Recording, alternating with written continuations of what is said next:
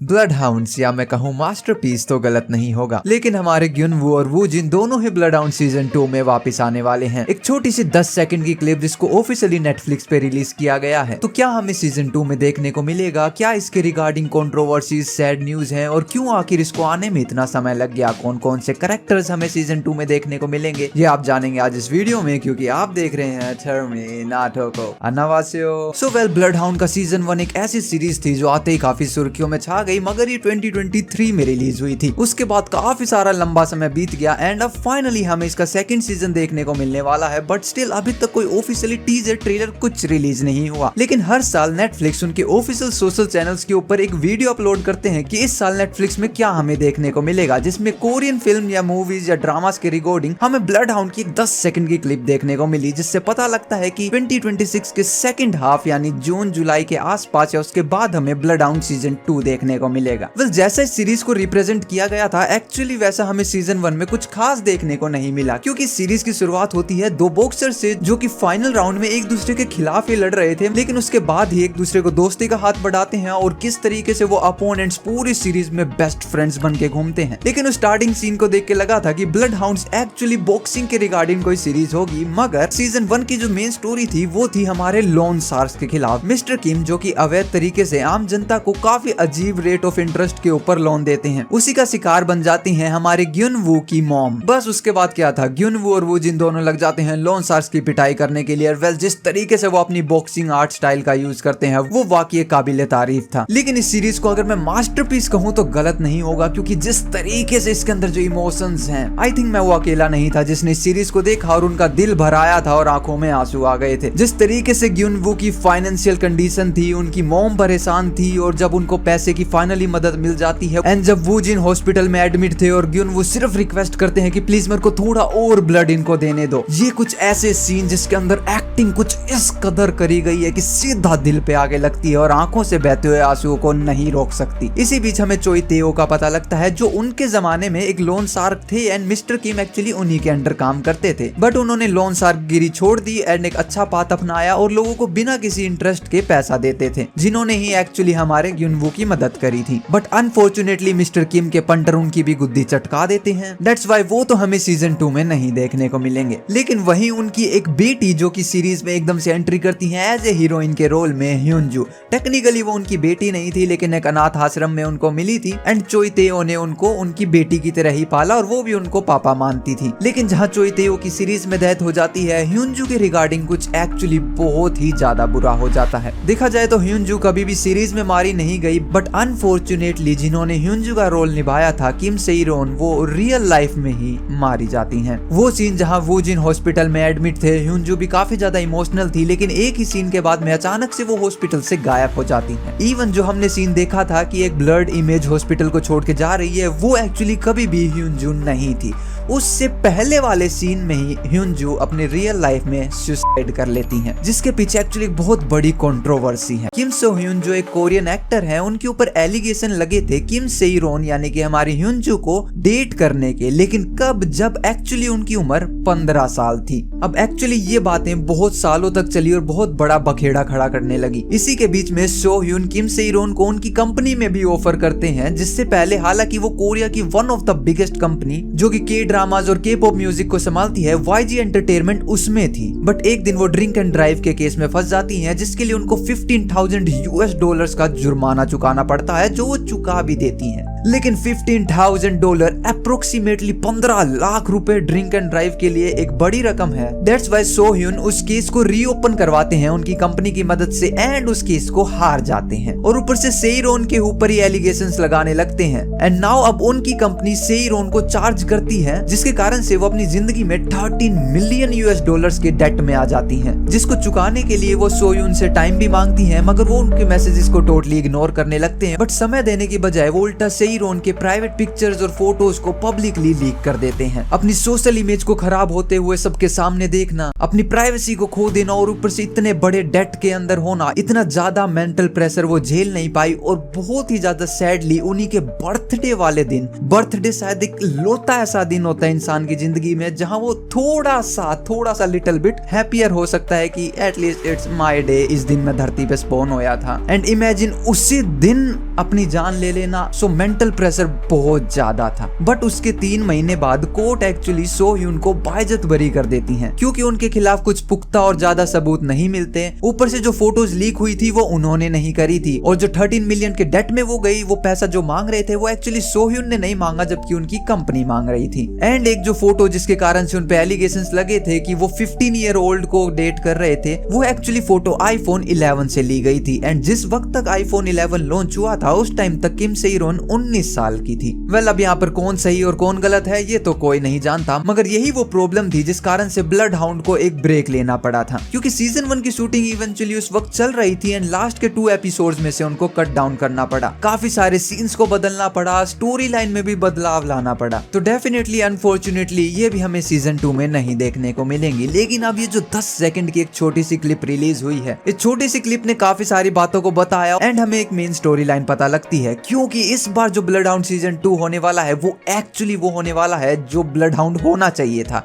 या बॉक्सिंग के बारे में। जहां सीजन 1 में बातें थी लोन सार्स के बारे में, इस बार वो बातें वहां से उठकर काफी ज्यादा डीप डाउन जाने वाली हैं। यस, इस बार सीजन 2 जाने वाला है एक illegal elite underground boxing league की तरफ जिसको चलाते हैं बैक जोंग। एंड या यही होने वाले हैं हमारे मेन विलन। वेल अब विलन की बात चल रही है तो मिस्टर किम एक्चुअली कहाँ गायब हो गए क्योंकि सीजन 1 में काफी विलन्स थे जो उनकी पूरी पंटर थे, उनकी टीम थी, वो भी गायब हो चुकी है। जो हमारे पुलिस वाले थे जो लास्ट में जीत जाते हैं वो भी गायब हो चुके हैं। मिस्टर किम के मोटे तगड़े दोस्त कम उनके बॉडीगार्ड इन बोंग वो भी गायब हो चुके हैं। वैसे तो मिस्टर किम को जिंदा छोड़ दिया गया था और उनको सीधी धमकी दी गई थी कि अगर वो साउथ कोरिया में दोबारा नजर आते हैं तो उनको मार दिया जाएगा। बट क्योंकि ब्लड हाउंड्स को एक्चुअली वेबटून से उठाया गया है एंड वेबटून के अंदर जब वो वियतनाम पहुंचते हैं तो उनको वहीं पर गिरफ्तार कर लिया जाता है क्योंकि हमारे पुलिसमैन ने कहा था कि वो वियतनाम में उनकी गुद्दी धर लेंगे। So that's why season 2 Netflix की खुद की एक देन होने वाली है, ना कि वेबटून एडेप्शन। बट इसकी स्टोरी एक्चुअली एक कंटिन्यूएशन ही होने वाली है। ग्युन वू और वू जिन उनकी दोस्ती अच्छी तरीके से चल रही है, सब हैप्पी हैं, मजे कर रहे हैं। एंड इवन ये जो क्लिप स्टार्ट होती है इसके अंदर भी हमें साथ नजर आए हैं, प्रैक्टिस करते नजर आए हैं। लेकिन देन फिर एंट्री होती है बैक जोंग की जो कि उस एलिट अंडरग्राउंड बॉक्सिंग लीग के काफी बड़े खतरनाक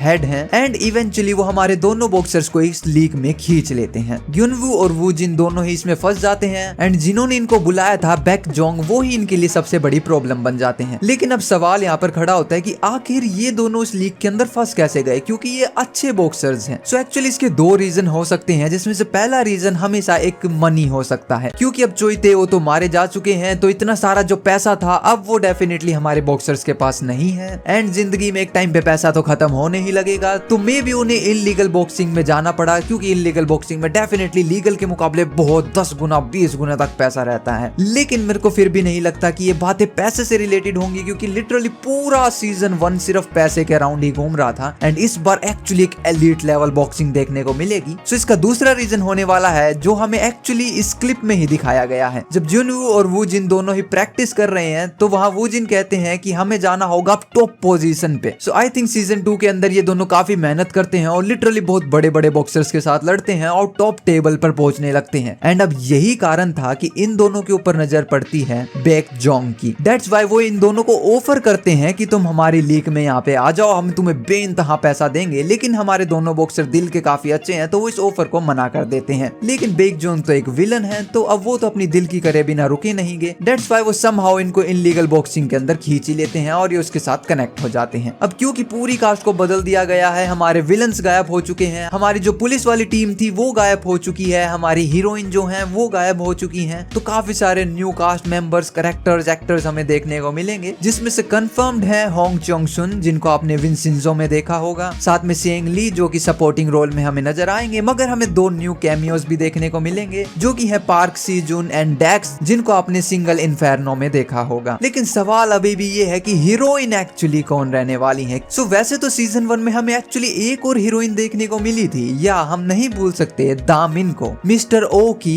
पोती। अब ये एक्चुअली सीरीज में बाय डिफॉल्ट कभी आने ही नहीं वाली थी, क्योंकि हमेशा से ह्यून जू इस जगह पर रहती एंड स्टोरी हमें डेफिनेटली चेंज देखने को मिलती, क्योंकि मिस्टर किम से छुपने के लिए जब हमारे बॉक्सर्स गांव में आ जाते हैं, सिटी से बाहर आ जाते हैं, तो अगर ह्यून जू जिंदा होती तो वो भी उनके साथ आ जाती और डेफिनेटली ह्यून जू को मिस्टर चोई तेओ के सारे पैसे का पता होता, गोल्ड का पता होता एंड उनके छुपाए हुए पैसे एंड काफी तरीके से मतलब फाइनेंशियली सब सही रहता, तो उनको कभी भी मिस्टर ओ की पोती के अपार्टमेंट में नहीं जाना पड़ता एंड उनकी पोती की कभी एंट्री नहीं होती। तो डेफिनेटली 2 एपिसोड्स बाकी थे एंड कोई हीरोइन अब पूरी सीरीज में है ही नहीं, तो एक हीरोइन के रोल को निभाने के लिए दामिन को वहां पे ऐड किया गया एंड लास्ट में थोड़ा सा उनकी आर्चरी की मदद से असिस्ट दिखाया गया। तो वेल मेरे को लगता नहीं कि एक्चुअली दामिन ही वहां पे रोल निभाने वाली है हीरोइन का, डेफिनेटली किसी नई एक्ट्रेस को यहाँ पे लाया जाएगा। लेकिन अब इस 10 सेकंड की क्लिप के अंदर ही जो हमें छोटे छोटे सीन दिखाए गए हैं, ये भी अपने आप में बहुत कुछ बयां करते हैं। सबसे पहले तो ग्युनवू और वू जिन दोनों ही हमें वर्कआउट करते हुए नजर आते हैं। सीजन 1 में एक्चुअली ये वर्कआउट हमें स्टार्टिंग में कभी नजर नहीं आया, ये हमें आधी सीरीज के भी बाद नजर आता है जब वो दोनों रिकवरी करते हैं एक मेगा फाइट लेने के लिए। But I don't think so इस बार ये मेगा फाइट की तैयारी हो रही है, ये हमें काफी स्टार्टिंग में ही देखने को मिल जाएगा, क्योंकि दोनों काफी खुश हैं एंड बात कर रहे हैं टेबल टॉपर्स बनने के लिए, यानी कि जिंदगी मक्खन और स्मूथ चल रही है, अब बस ऊंचाइयां हासिल करनी है। वहीं पे जो सीजन होने वाला है ये एक्चुअली विंटर्स में बेस्ड होगा, क्योंकि इन्होंने मस्त मोटी मोटी जैकेट पहन रखी है, ना सिर्फ वर्कआउट्स के टाइम पे, जबकि ये जो यहाँ पे लफड़ा हो रहा है, इस लफड़े के टाइम पे अपने विलन से लेके हीरो सब जैकेट में लथपथ हैं। वेल ये लफड़ा भी काफी कुछ समझाता है, क्योंकि इसके अंदर ग्युनवू ने वो जिनको पीछे रोक के रखा है। ये एक छोटा सा सीन ऐसा नजर आता है कि जो हमारे सामने विलन है, जो कि बेक जोंग है, जो हमें एक्चुअली सीरीज के काफी स्टार्टिंग में ही देखने को मिल जाएंगे, वो अब किसी ना किसी के बारे में बुरा बोल देते हैं। अब देखने पे तो लग सकता है कि वो एक्चुअली वो जिन को बुरा बोल रहे हैं, बट मेरे को नहीं लगता वो जिन को बुरा बोल रहे हैं, क्योंकि जिस तरीके से ग्युनवू ने उनको पीछे रोक रखा है ना, हमारे विलन ने डेफिनेटली ग्युनवू या फिर उनकी फैमिली के बारे में कुछ बोला है। क्योंकि एक बार के लिए इंसान अपने बारे में बुरा सुन लेगा, लेकिन अपनों के बारे में बुरा नहीं सुन सकता। तो जैसे ही वो बुरा बोला गया, एकदम से वो जिन को गुस्सा आ जाता है, वो आगे बढ़ने लगते हैं। तब ग्युनवू उनको रोक लेते हैं कि ना ना ना भाई रुक जा, इसको मैं संभाल लेता हूँ। दैट्स व्हाई वो हाथ उनको ऐसे पीछे रोके हुए है। लेकिन वहीं पर हमें रात का सीन नजर आता है, उसके अंदर तो हमारे ग्युनवू टी शर्ट पजामा में भागने लग रहे हैं। सो या ये भी सर्दियों का सीन है, लेकिन डेफिनेटली ये रात का सीन है, तो वो सो रहे थे, तो वो सोते सोते ही उठ के भागते आए हैं और इस चीज को कंफर्म करते हैं बेयर फुट।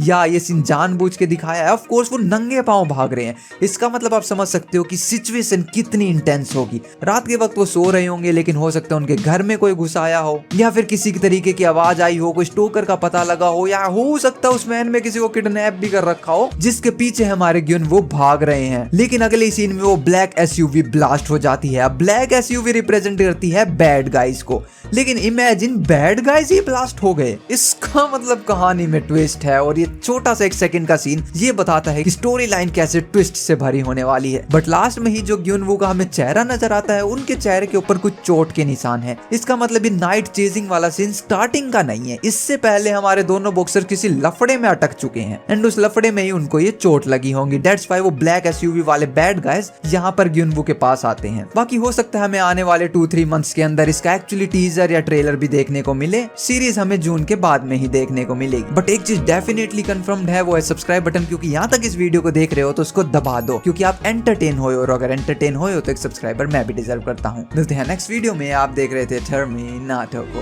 पीस। खमसामिदा।